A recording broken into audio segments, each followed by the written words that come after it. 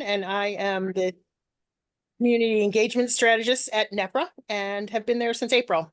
So really nice to meet you. And I think I've been in one other estuary community advisory group meeting. So glad that the work is continuing and kind of taking on some new phases.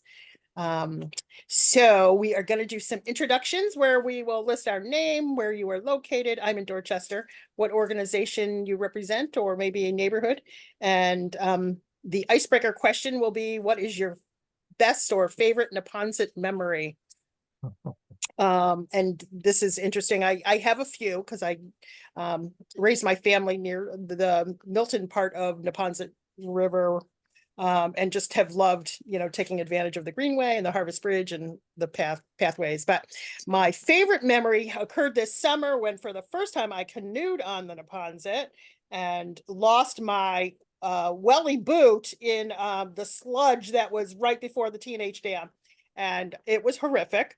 And now hearing all the pollution and data of what that sludge and how dangerous it is, I'm just like, it's amazing. I'm didn't come out glowing. But anyway, that is a favorite and fun memory. But also that was on the early side of the trip, but then saw deer down in the Mattapan Milton section that was just they're looking at us stunned as much as we're looking at them stunned. Like here we are in urban wild, and it was just amazing. So that was a dream come true to be canoeing on the river. So what I should have said is I'm going to, before you start your introduction, pick the person who's going to come next so that they aren't surprised, but I forgot to do that. So I'm going to go with Carrie so that she will take it well and start off with who she's going to have follow her. All right. Paul is going to follow me. Okay. So get your answer ready. So Which Paul? everybody. Oh, sorry. Paul Hanbury. My name is Carrie Snyder. I'm the Managing Director for Community Resilience at the Neponset River Watershed Association. I'm currently located in Norton, Massachusetts, south of the watershed. And my best Neponset memory is probably being a little kid, driving in Dorchester and seeing the Granite Ave Bridge go up. I mean, that was always fascinating as a kid because I just loved that. So we'll leave it there. Paul. Hello, everyone. I'm Paul Hambry. I'm the current Environmental Science Fellow at the Neponset River Watershed Association. Who's going to come after you, Paul? Who's going to come after me is going to be Pete Jackson. And I live in Brighton. And I think right now I'm new to NEPRA, but my favorite Neponset memory so far, similar to Karen, was finally getting a chance to go out and canoe in the summer. We had the green team, so we went out with some kids in the summer and went along part of the Neponset in a canoe. That was definitely probably my favorite memory so far. All right, Pete. Good evening. I'm Pete Jackson. I'm just a citizen and member of NEPRA for many, many years. I've been involved in the planning, design, and management of the Greenway for, 30 or 40 years. It's hard to pick a favorite memory because I spent a lot of time on the Neponset, both on the water and the land. But I think a favorite time were the years that I had with my English setter, Ben. And we used to go in the Fowl Meadow and just exploring. I would walk along the Burma path, and he would always be 100 to 200 feet in the woods, but parallel where I was going. So, every once in a while, he'd come back and check on me. He loved swimming and getting mud in the marshes. And so I had about 7 years with Ben, and it was a wonderful time. And the Neponset played a big part in it. And I'll go to Pippa. Hi. I am on. Hi, I'm Pippa Brashear. I'm with Scape Landscape Architecture. I actually live in Brooklyn, New York. I'm going to be a member of this project team. And I think, I spent almost 8 years living in like Boston or Cambridge for work, and I hadn't been to the Neponset. And when we really worked on the Climate Ready Dorchester plan, just that first walk, sort of finding your way down to the water and actually, walking up the river in Neponset and really discovering that shoreline is sort of my treasured memory. So thank you.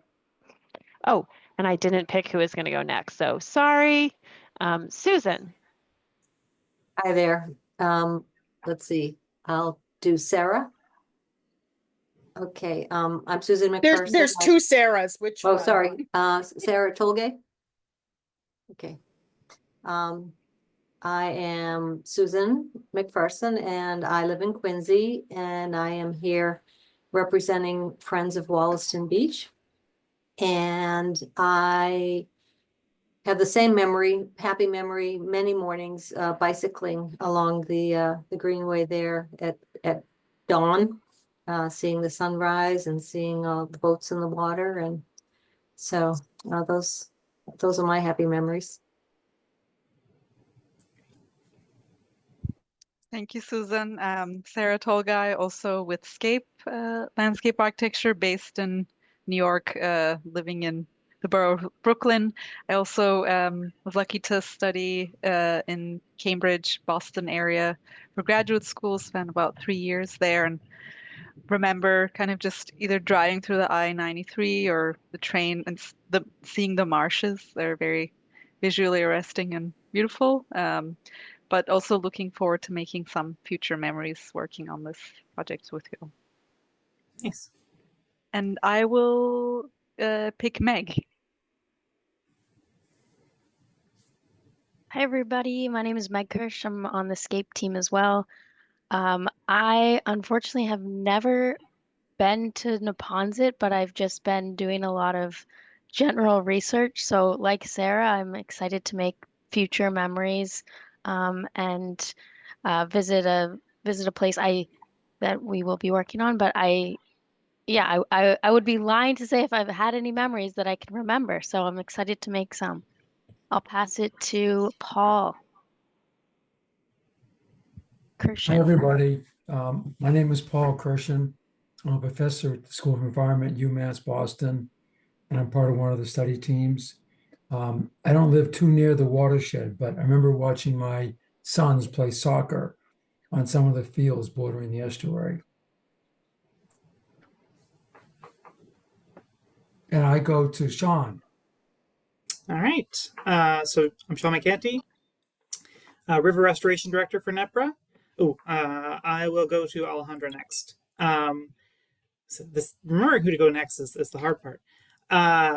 So I'm the River Restoration Director for NEPRA, helping oversee this project in the estuary. And it's hard to pick a Neponset memory that's kind of the best, but I'll say back in September, we did a walking tour of the greenways and saw a beaver trying to swim up the Baker Dam. That was kind of cool. And a good argument for removing that dam, I think.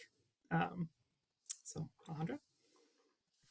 Thank you, Sean. And I'll pass it to Kirk. Kirk, we're doing introductions. And I think it's your name, organization, where you're based, and your best or favorite memory from the Neponset Estuary, right? Is that correct? Yep. So I'm Alejandra. I'm with the Trustees of Reservations. I'm the Coastal Project Manager. And we're very excited to be partnering with NEPRA in this project. And I think I'm based in Boston, so I'm in Charlestown, not too far away from the watershed, but a little north. And I think my favorite memory, or my first memory from the Neponset River Estuary, is from undergrad. I think I went out there for a marine biology class. We went to take some sort of intertidal data collection on some sort of intertidal invertebrates. And I just remember thinking, wow, that is not what I expected to be here in such a densely populated and urban area, and just being fascinated. And obviously I've been there plenty since for personal and work reasons. So always happy to have another reason to go back. Awesome. So I think after Kirk, there's Sarah that is left. Go ahead, Kirk. Oh, yeah. Great. Hi, I'm Kirk Bosma. I'm a coastal engineer with Woods Hole Group. Involved here with this project through the NIFWIF grant to do a lot of modeling of the physical processes in the Neponset River, including future flood risk, looking at marsh restoration options. We're also involved with the overall state of the estuary health part of the project. My favorite memory certainly has to be the first time I biked on the Greenway, and then going across the Harvest Bridge, which is just like amazing to me. So.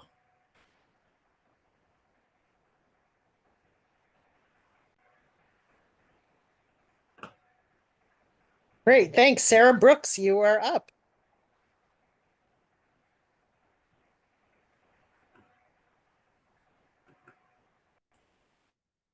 Ooh, not sure, Sarah, can you come off mute, or maybe it's not a good time? Good. I'm sorry, Sarah Brooks. I live at Baker Square Condos, sort of an interloper here because I have no scientific knowledge, but I just have a love for the river and have been learning a lot with this group. I think one of my recent favorite memories was the walking tour that we did that took us to the community near where the dredging had been,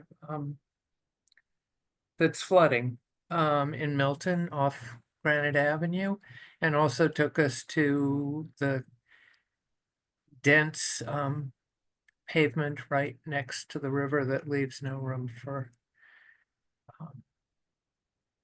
any migration of the water and everything else. I'll stop now. Thank you. I think that's everybody, right? Yeah. Thanks, Sarah. And I'm going to butt in and say that no one needs any kind of scientific background to be part of this. We're here to hear what the community thinks, and you're certainly a member of the community. So I don't think you're an interloper at all. So great. I think we'll go ahead and jump into the presentation. We'll keep it recording so that people who couldn't make it today are able to watch it later. And if I can get the share button to work, we'll go ahead and walk through this. And so what we're going to do, if I can get this to actually,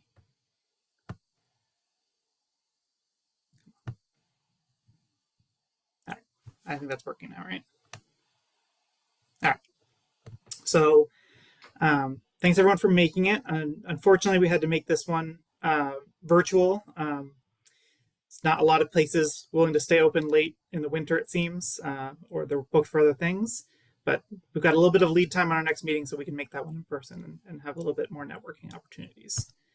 Kind of what we're going to talk about today. We're going to talk briefly about the prior CAC meetings we've had, just kind of under the first phase of this project and what we've discussed. Then we'll talk about the State of the Estuary report, which is what we kind of put together over this past spring and summer. Where we're going next, so the next 9 months with this group here and all our project partners. And then talk about kind of the role of this advisory group, or CAC, and how it fits into the project work, but also kind of larger climate discussions. So those of you who are with us in the past couple of meetings, you might remember this is kind of what we came up with on our first meeting. Is I'm calling our Estuary CAC Phase 1, and our goals were to gather community organizations, neighborhood associations, and those who live, work, and recreate in the Neponset Estuary. So this group is specifically chosen members of the community that some represent only themselves, some kind of have some neighborhood connections, or maybe part of a formal neighborhood association, maybe it's an informal neighborhood association. And some others represent larger community groups like Quincy Asian Resources and Quarry, the North American Indian Community of Boston, just kind of tying these groups that are already doing great work in our estuary and region to make sure that we're tied into the larger conversations that are happening. Part of the goals are to understand the community's climate priorities so that we can inform our own advocacy for community resilience and habitat restoration, Part of a lot of this was, working alongside municipal and state plans that already exist and making sure that no one's being left out. None of these principles are kind of going off without the community behind it. We want the community right at the center, deciding where we go and what serves them best. We've also decided we're also trying to identify our outreach needs and gaps in our estuary neighborhoods, especially for those that are going to be hardest hit. So we know the people in this room are not the sum total of the estuary. We want to make sure that as we work on this, we kind of expand who's included, even without necessarily having to attend these meetings, making sure that the messaging and the principles and information gets out and back to us. As we ask questions, we want to make sure that everyone has a chance to weigh in. And ultimately, encourage collaboration across the estuary between residents, businesses, community groups, and municipalities. So all this stuff around climate change really highlights the need to work together on these things. It's not something that just Boston can do, or just Quincy can do, or just Quincy Asian Resources can do. It's going to take all of us working together on this. So we've met 4 times up until this point. We've kind of talked a little bit about the 3 major threats that climate change is going to bring. We're going to talk a little bit more in detail over the next 9 months about coastal flooding, but we've also talked about extreme heat as well as inland flooding, so freshwater flooding or stormwater flooding, and really kind of getting a sense of where the problem issues are, both geographically and who they're affecting. So something like extreme heat doesn't affect us all equally, affects urban centers a lot more, and those who maybe don't have central AC or live in a fifth floor walk up, the extreme heat is a bigger problem in those communities, and we really need to be aware of that imbalance and take into account while we work on these climate issues. We also kind of dove into the climate plans that the City of Boston, City of Quincy, Town of Milton, and the state have put together, really kind of making heads and tails of what the priorities are and what timeline they're on, making sure that fits with what the community really needs. And really, at the end of the day, a lot of this is about getting people together to talk about things and create connections within the CAC. So people from Milton talking to people from Quincy, people talking from the upstream Baker Dam area of the watershed up to Squantum Point, realizing that a lot of the things that we experience and will be experiencing with climate change are felt by all of our neighbors. And it's all on us to work together. So I'm not going to bore you too much with this, and most of you were already in these meetings, so this is kind of just hitting the highlights. The climate threats we kind of addressed is that the estuary is at the intersection point between coastal and what I call inland climate issues. So people further inland, up in Foxborough, don't typically have to worry about sea level rise and coastal storm surge. But the people here on the coast in our estuary both experience that sea level rise, but also all those inland features coming downstream. And although we've faced many threats like heat and stormwater flooding, the strategies we use to address one of the climate threats can often improve our resilience to all the others as well. So if we develop green space that can act as a mitigation to urban heat, but also can encourage groundwater filtration of stormwater and maybe ameliorate some coastal flooding as well. And just, again, kind of the things the one sentence highlight of what we're worried about in each of these threats. So for stormwater, it's the quantity and quality of water, extreme heat, access to cooling, and having a sufficient energy grid that is really prepared for everyone to run their ACs all summer long, which Boston's not really used to. And coastal flooding, address the flood pathways, the way the water gets, from the coast out into the city and kind of down those elevationally different city streets, and promote nature-based solutions to use the salt marshes we're lucky to have to kind of buffer us from the worst of climate change's threats, and making sure that we both benefit from the salt marshes and try to protect them as much as we can. One of the last things we talked about with the CAC is the things we still kind of really need to know. These are difficult questions. We're not going to get the answer to them today, but things we want to make sure we are constantly thinking about as we pull people into the CAC and talk with our municipal and state partners as well. And these are how to incorporate emergency response and public health with long-term climate resilience strategies. Often the conversation around climate change is broken into dealing with a storm and kind of the broad, sea level is going to rise over the next 50 years.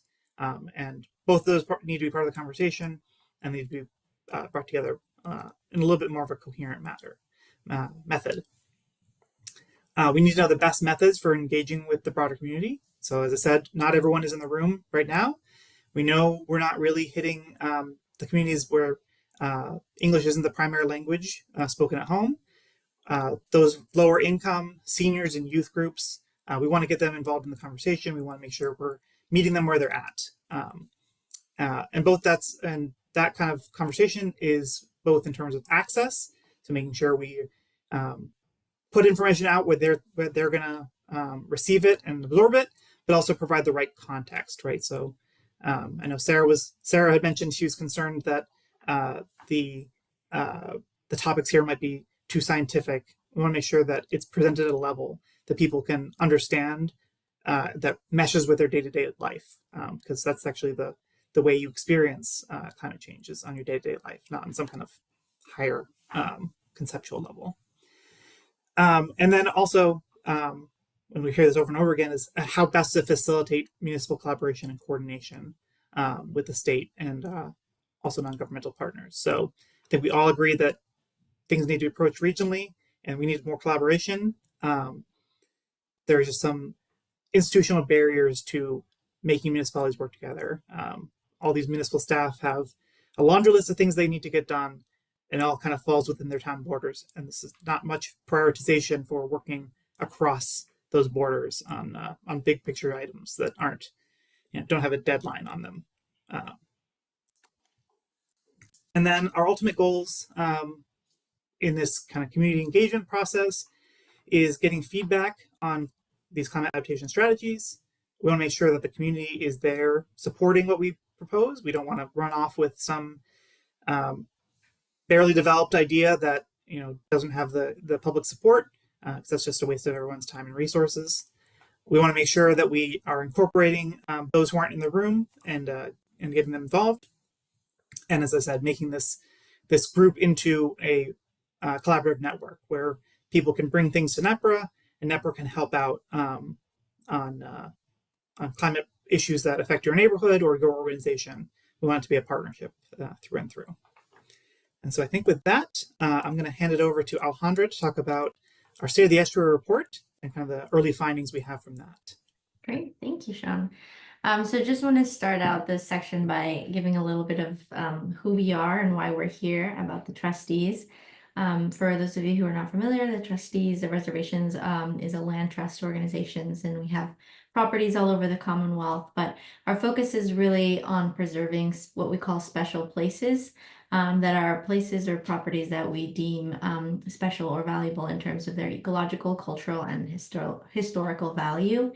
And why we're here partnering with NEPRA, we have a pretty extensive experience with salt marsh restoration, particularly in the North Shore, where we've been doing salt marsh restoration projects for the last almost decade in the Great Marsh, which is the largest marsh in New England. And we really wanted to help catalyze other efforts in salt marsh restoration statewide. So really here more as a partner and support to NEPRA than anything else. So thank you again for having us here. We can move on to the next slide. Thanks, Sean. So a little bit of intro and background to the state of the estuary. As Sean mentioned, this is kind of a phased project so far, and our team members will talk about the second stage of this work.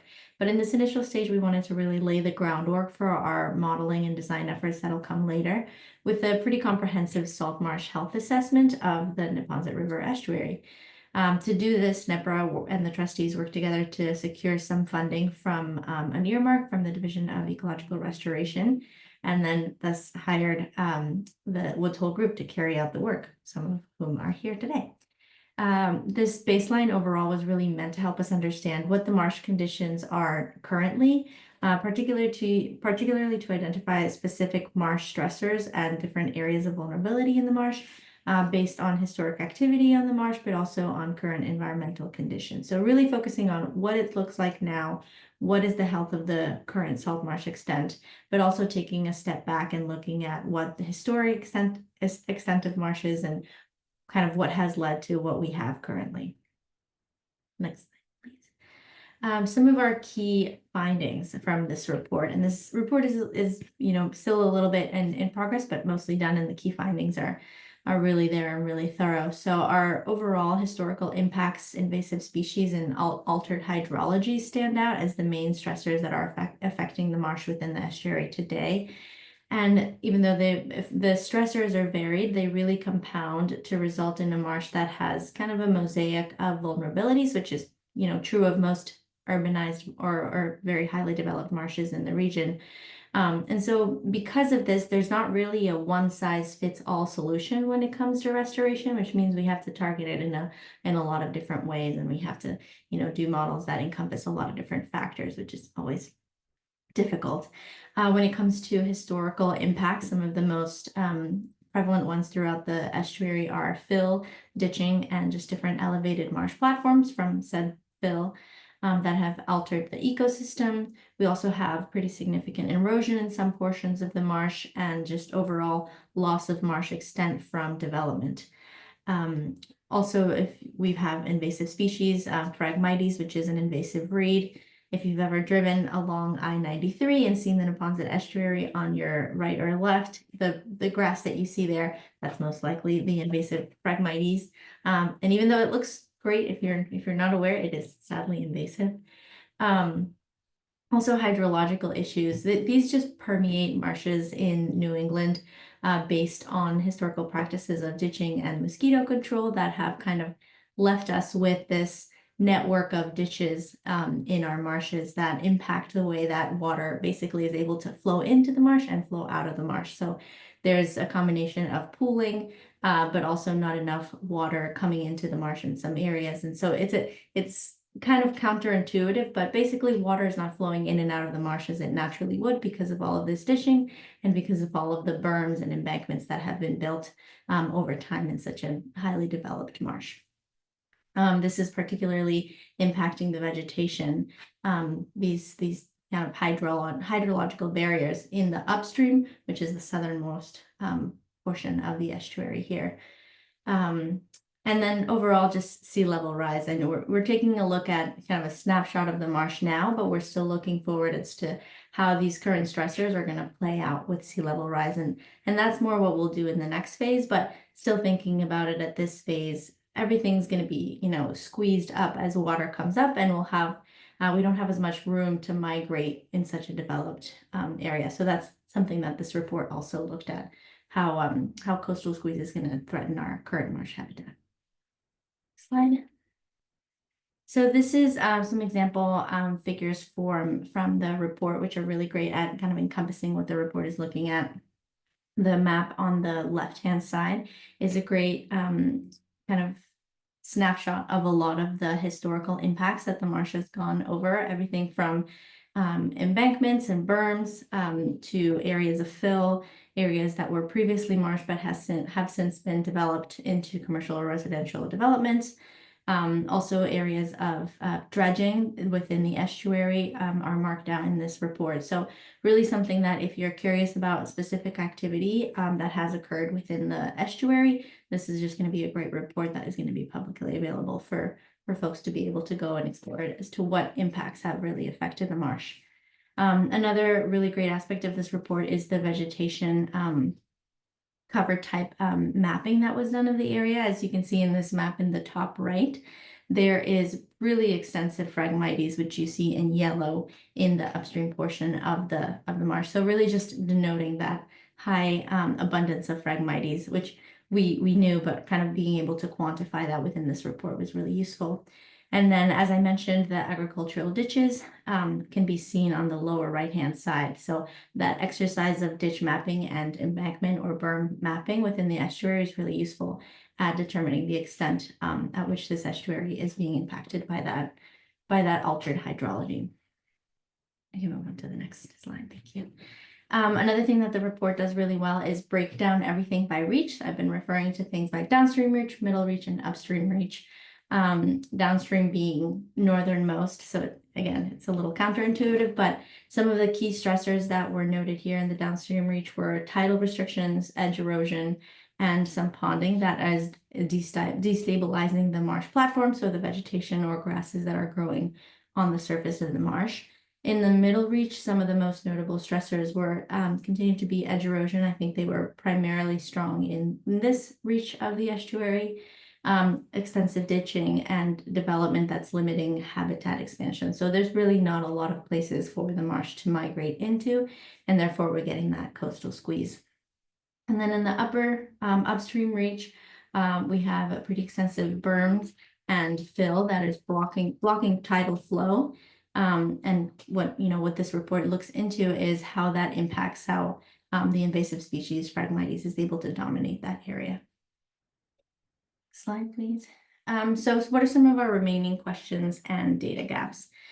What really, there's so many influencing factors in this estuary. And so what we're really, the key question here is what really is driving the dominance of Phragmites or this invasive reed grass within the estuary, whether that's the marsh platform elevation, which has been artificially enhanced from fill and dredging activities or berm activities, or is it salinity? And so it could very well be both. So we're trying to look at how this will impact how the existing marsh habitat will perform under sea level rise scenarios.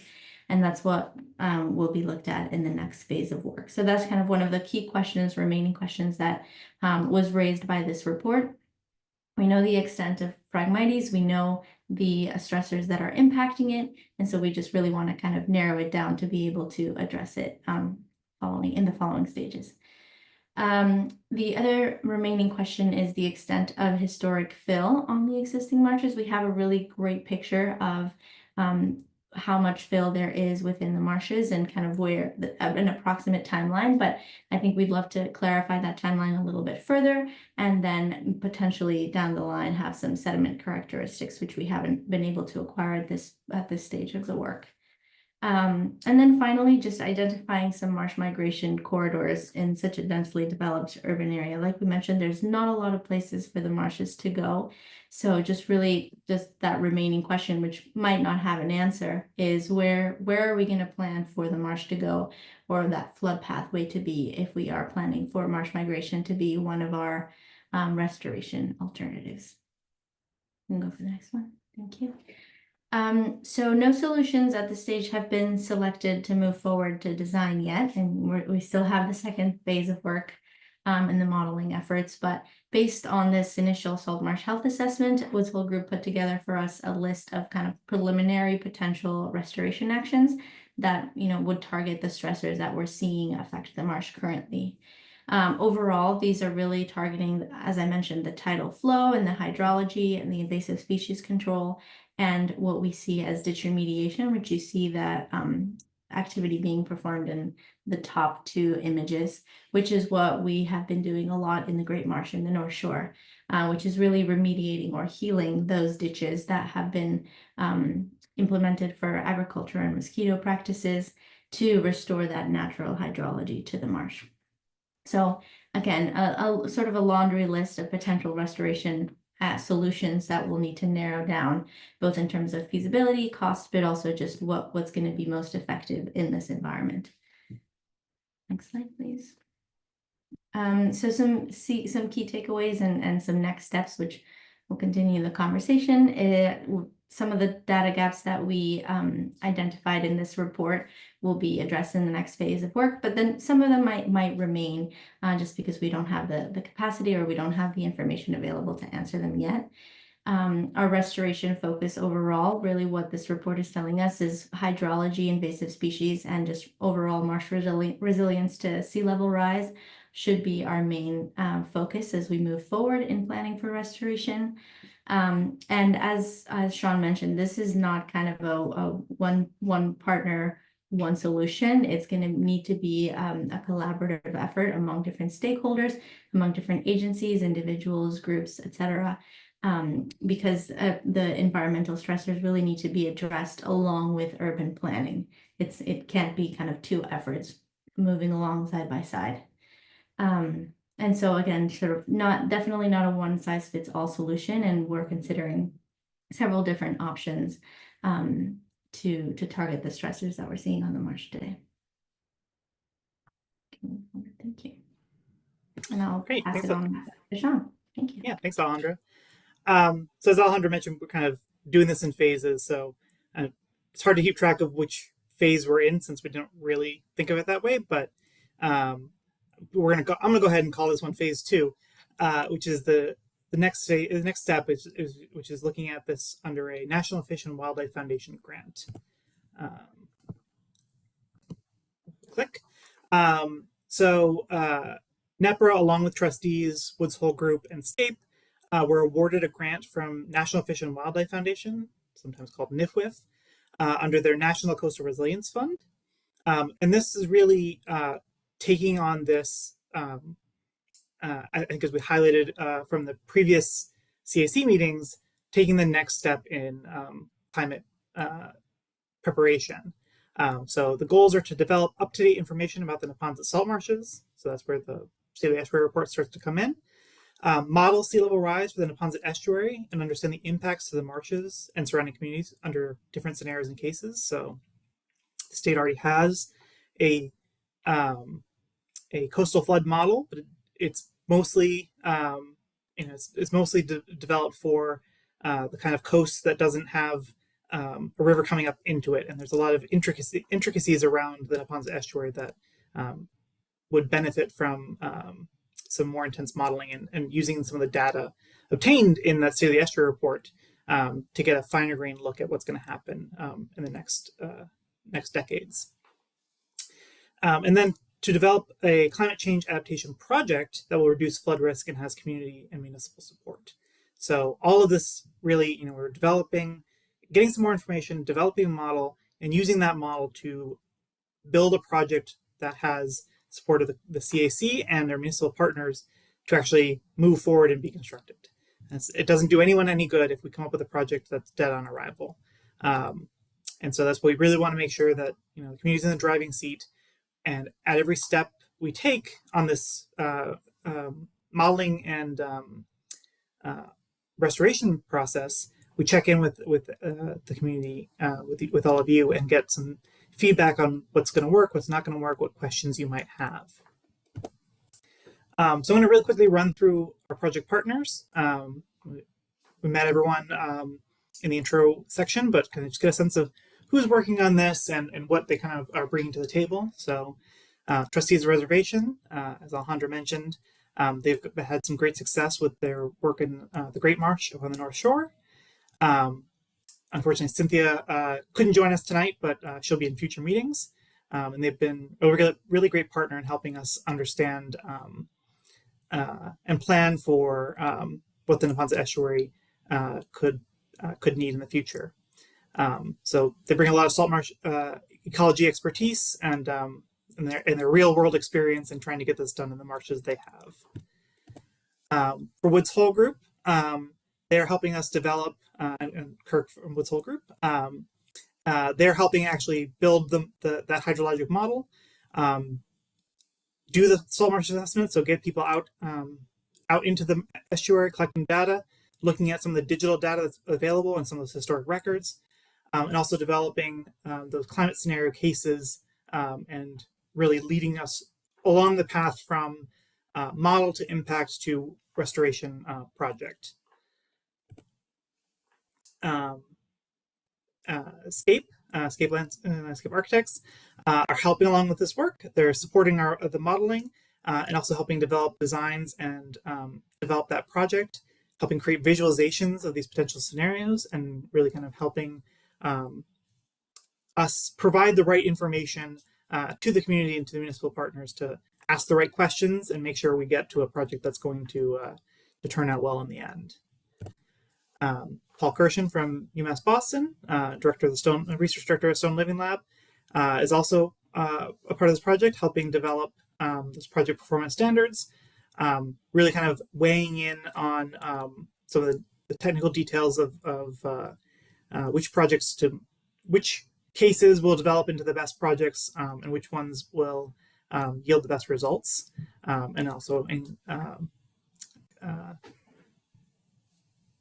participating in the community engagement discussions we're going to be having over the next 9 months.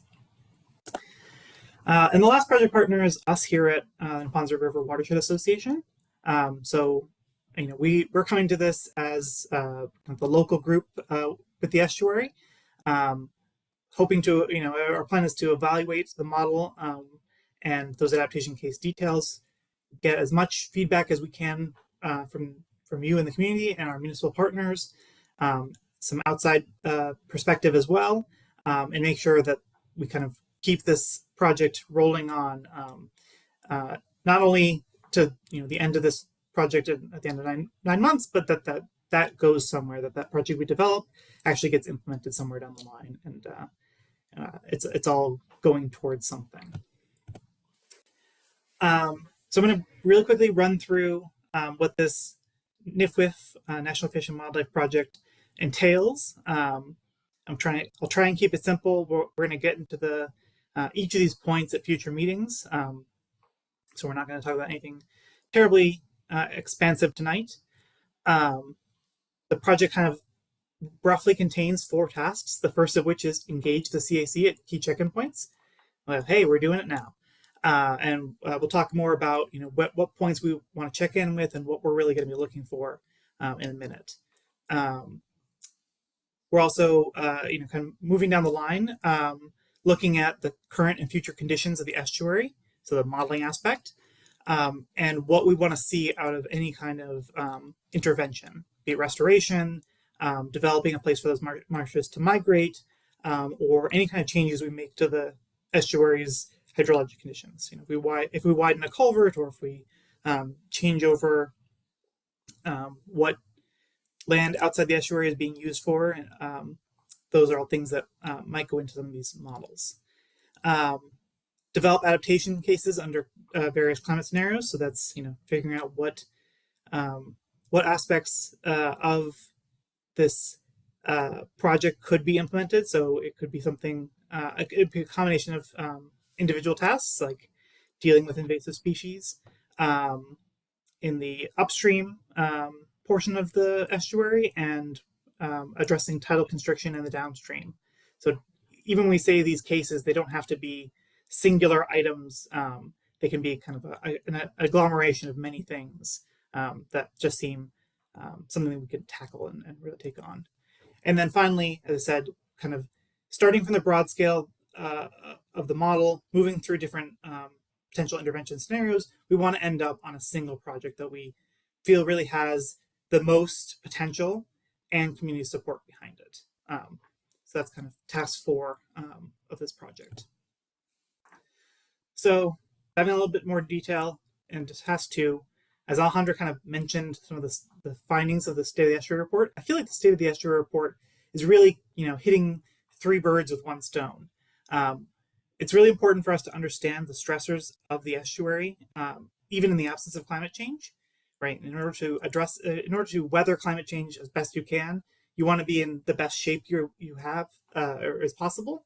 And obviously, our marshes are not in tip-top shape. They sandwich between the city of Boston and Quincy for 400 years. So there's a lot going on with them that could be addressed even if climate change was never around the corner. So that's part of the thing we need from the State of the Estuary report. Part of this is also that the data we need to create updated models within the estuary is something we can collect from that kind of health assessment of the marshes. And the last bit is identifying these restoration actions that would both address the stressor like invasive species, while also protecting or providing some protection in future climate change. So again, kind of hitting all these with one big study. We're using that to fuel into the report. That's going to be followed up with some additional data from a vegetation survey later this month.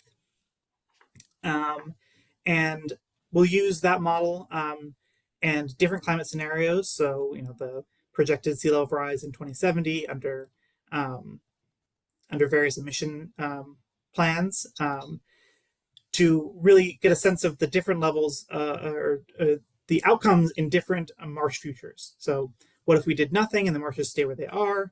What if we did nothing and the marshes kind of naturally subside under sea level rise? What if we were able to kind of match the elevation of the marshes up to sea level rise? Like, if we were able to keep pace with the rise of sea level? And what it would look like if the marshes were allowed to migrate out, where they might kind of move out to the upland and create new marsh in areas that are not currently marsh. So these are all kind of different scenarios that allow us to predict what would happen under various climate scenarios and use that information to develop our intervention strategies. And really what we're going to look for from the community as we develop this is what things we need to be evaluating these cases on in order to move forward most effectively. So what are the things that need to be the most success? Is it cost effectiveness? Is it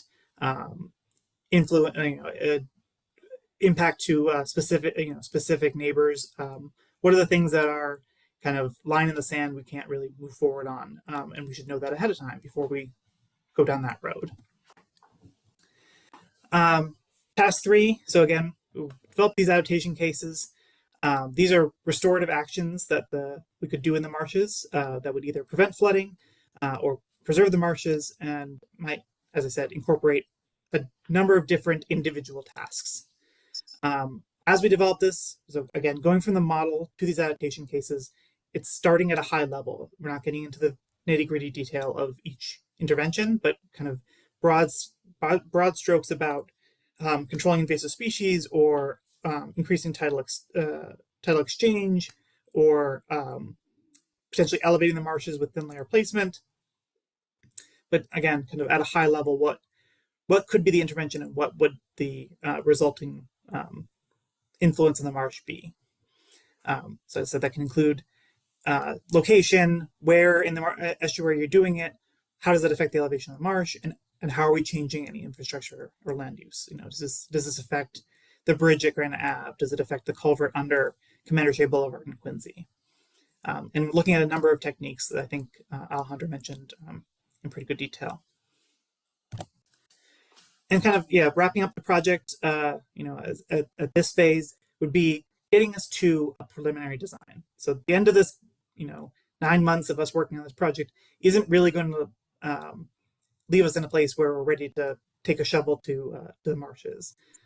We're really attempting to get to a design stage where the community, the cities and town, the state can kind of look at it, weigh in and say, yes, I'm on board, or no, I think this is not the right way to move forward.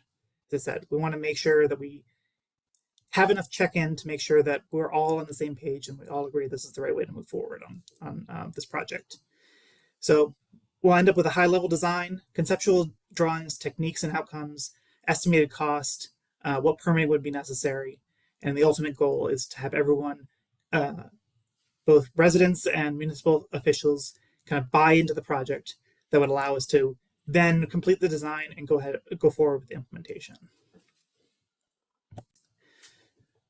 So that's a lot, and I know there's a lot to digest in that rundown of what we're expecting to do over the next 9 months.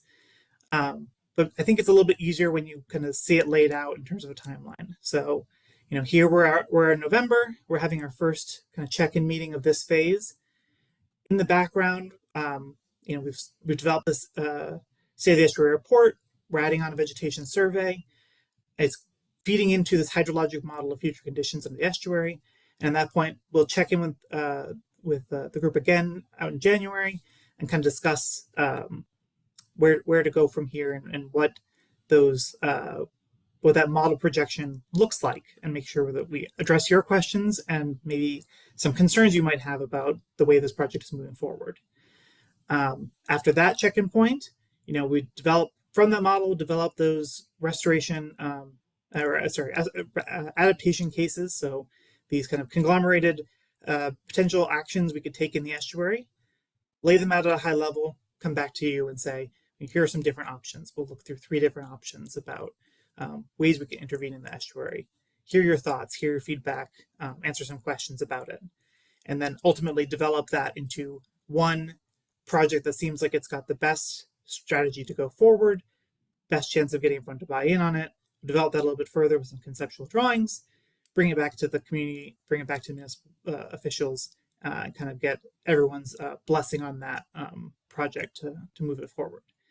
And then, we're ending this project with a preliminary design and an intent to get it moving. So that's where, as we started with this project under a grant from the Metropolitan Area Planning Council, now we're funded through the National Fish and Wildlife Foundation. The goal is to, again, find the resources to actually get this designed and out and active in the marshes.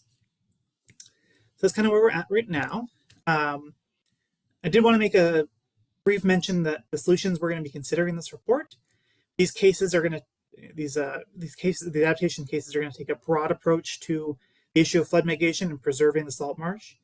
We want to address flooding from a climate perspective, but also preserve the salt marsh as a nature-based solution and kind of the best resource we have to use alongside our other toolkits. But it doesn't mean that we're going to have to consider some potentially difficult conversations. There's a lot of history and questions around historic fill in marshes, the contamination that might be there from river sediments, thin layer placement, and the history that has with filling salt marshes, and addressing things as difficult as strategic retreat from residential areas. How you can go about, or whether it makes sense to go about looking into that as an option, as well as commercial areas that might, contribute significantly to a municipal tax base, depavementing or relocating some of those commercial communities. So, as I said, we're kind of addressing this. We're looking at these solutions at a broad scale, considering this all as we whittle down to like the perfect project. So just kind of a heads up that as we approach these topics, it's important we kind of approach them with respect and consider that some solutions might have an unequal impact on residents. So some of these projects may have, a disproportionate impact on Quincy residents versus Boston residents, or lower income versus corporate impacts, and single family homes versus multifamily homes. So there are trade-offs, and these conversations might be difficult, but I think we can, I have faith in the community that we have built here to have these conversations respectively and to move forward on the things that will work the best for the entire community. And I think with that, I'll hand it over to Karen to talk about exactly the role the Community Advisory Council is going to play over the next several meetings.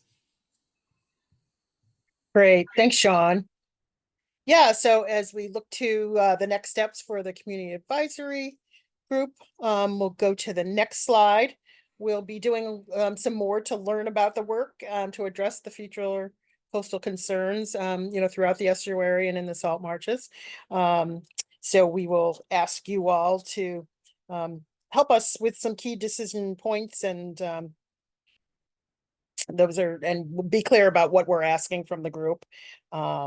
You saw from the Gantt chart, those approximate meetings that are coming up, one in January, one in March and July. And in the past, we even had a really great field trip that kind of put us into the space and really helped us visualize what are the concerns and hear about the flooding and how far it came up based on places that we were actually standing. So it really kind of just brought it all home about the importance of this work and the decisions that we're making together. So we'll also provide some local knowledge, the physical, historical, political, that could affect the success of some of these planned projects. So it puts it all into context as far as raising the climate concerns that will impact the neighborhoods and the groups that we are facilitating this action with. So, you know, you'll be our boots on the ground, like reporting some of the concerns that you see. Oh my goodness, you know, the water was higher than we've ever seen it at the Baker Dam, and you know, if we have an unseasonably you know, high tide, or things that are happening that you're seeing, you're our eyes and ears in the space. As we go to the next slide, again, highlights those meetings coming up. And one of those would be a workshop. So we'll figure out what it is that we need to enhance our learning about, and continue our trajectory forward through July. So our future meetings, we'll be looking at the results of flood modeling and setting the evaluation criteria. That's our January meeting. Discuss 3 potential marsh adaptation cases. So some practical inner study of the goals, techniques, and some of the rough costs of these improvements, and provide feedback about the feasibility and support that we'd like to hear from the community. We'll evaluate the finalized reports and the techniques and questions, and then in July, we'll review the final project design, maybe crack open some champagne, celebrate, and then talk about potential modifications and funding, and brainstorm about the next role of the work going forward from there. And in addition, the advisory group could serve, you know, to be a support network for climate concerns for the estuary, and wondering how NEPRA and other members can help our constituents with the ongoing climate related concerns. And currently planned meetings will focus on the project and the planning needs. And of course, we'll not neglect other concerns like heat and stormwater that we're learning more about. And for some of you that are new, there are those links back to learning about the presentations that we've had prior to this that are on heat and stormwater, and very helpful in just kind of broadening the base of knowledge for these climate concerns that are directly impacting us, and as we've seen around the country, are imminent and are upon us. And it's not a matter of if, but when we'll need to be addressing these concerns firsthand. So with that, we'll open it up to questions, and probably people can raise their hand, come off mic, whatever it is that you might want to ask, and who you would direct that question at. I have a question. Yeah, go ahead, Susan. Go ahead, Susan. Oh, Who's sorry. it to- Yeah, so Sean and I have talked about this before, and there's a lot of organizations locally who are working on similar issues, and the question, you know, it feels like there's a lot of silos. And it feels like that should be a very high priority in terms of, you know, especially I think with this next administration, resources will be more scarce for environmental issues. So how do we optimize the resources that we have in place, not just with this organization, but City of Quincy and City of Boston, and, you know, Town of Milton, and Save the Harbor, Save the Bay. You know, there's just a lot of organizations that are, you know, maybe you're focusing on the Neponset River, but of course it spills into Quincy Bay, or, you know, that kind of thing. So how do we, I mean, those are real serious tactical issues, I think, that need to be addressed sooner than later. Yeah, and that's a great point. I think part of this, I like the word used, the silos. I think it's a two-phase thing. Is first of all, figuring out what those silos are, right? Is that some of these groups don't even talk to each other, and they don't even know they're working on the same, you know, if not exactly the same issue, then at least side by side. So I think the best we can create opportunities for discussion, bring people into a thing and say, you know, like, you know, we're talking about the protecting the salt marshes here, but over at Wollaston Beach, they're thinking about this. Like, can this be part of the same project? Can this be part of the same, you know, conversation. I think is really important. And I think we've been trying to highlight that. I think a lot of people have been coming around to this idea that this is really going to be a regional need. And I think you're right. They kind of highlighted this as a, the recent or the upcoming changes politically kind of stress that maybe some things at a state level need to be a little bit more unified and approached a little bit wiser. I don't know if anyone happened to see Secretary of EEA, the Environmental Energy and Environmental Agency, or Environmental Affairs, had a kind of webinar this afternoon, kind of talking about these issues, in that the state is kind of committing to this idea that we can do things at the Massachusetts level and really highlight the fact that we need to work together. The state needs to work with the cities and towns. Everyone needs to be working with their nonprofits and residents, and we really just need to all be pulling on the same levers at the same time. So it's difficult, and I think for things like municipal staff, there's a lot of incentives for them that aren't, it's not Machiavellian, it's not anything like that, but it's there is a incentive that I have a certain amount of hours in the day and I need to work on Quincy issues. We need to find ways to incentivize them to work on regional issues. I can speak a little bit to some of the origins of the grants or how we've thought about this as a practice that works with a lot of communities on adaptation and nature-based infrastructure. And Kirk, you may have things to add. I think there's a lot of conversations out there and a lot of goals and objectives around using natural or nature-based features like salt marshes contributing to flood risk reduction. But there's not a lot of really clear, tangible modeled performance information at the scale where you really see benefits, like an estuary, like the Neponset.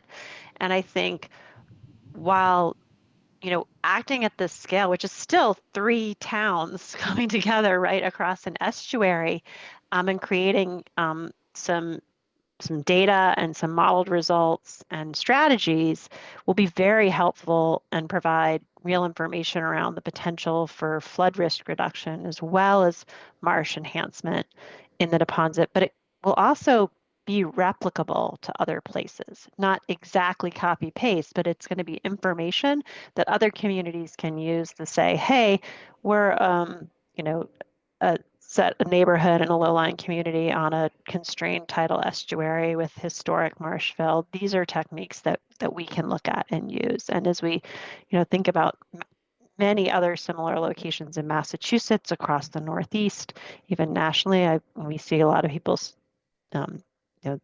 these are challenging issues.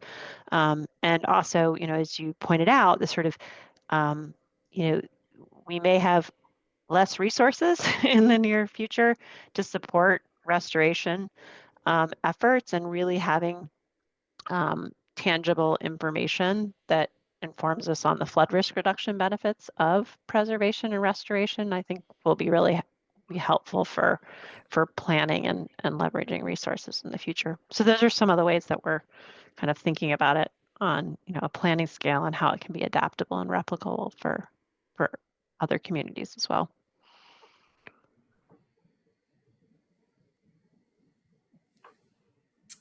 Any other questions, Bob?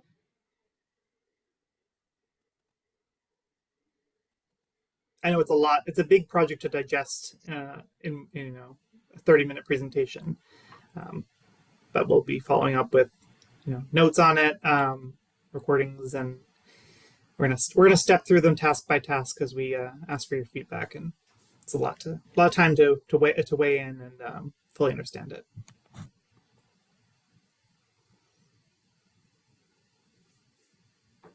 Yeah, Kirk? Yeah, one thing I just wanted to add about kind of the solutions that I think we're going to be looking at is they're really geared towards not just resiliency of the communities, but resiliency of the marsh as well in the estuary. So we're not focused on, this, well, we're going to use the marsh to provide resiliency for the communities. It's really both and strongly oriented towards, we also need to worry about the estuary itself and the resiliency of the estuary. And if there's co-benefits that come out of that, that's great. And that's what we're looking to do. And then I think the other thing is the focus here, because it's a NIFWF grant and we've done a lot of work with NIFWF. I'm working on a couple of NIFWF projects tonight. Is they're really geared towards nature-based approaches to solutions here. So that will be a lot of the focus is, can we work with nature, take guides and cues from what has worked in other places of the country to, and what Mother Nature shows it wants to do to protect itself in some regards, and build that into the resiliency of the Neponset Estuary system and the surrounding communities, to really create a holistic approach to resiliency for this system.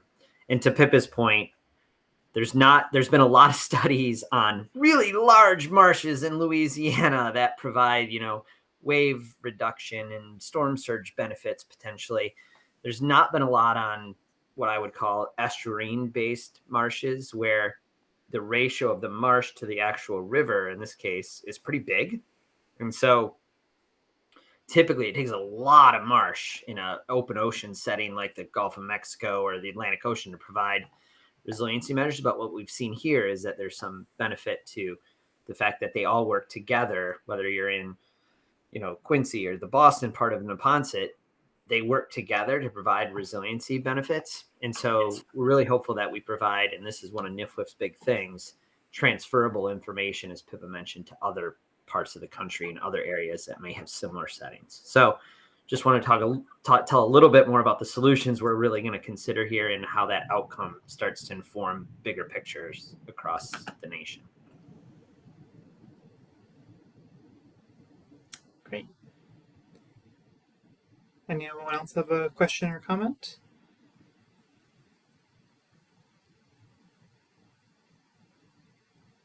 All right, I think we can go ahead and Carrie, if you want to stop recording, to record the breakout groups.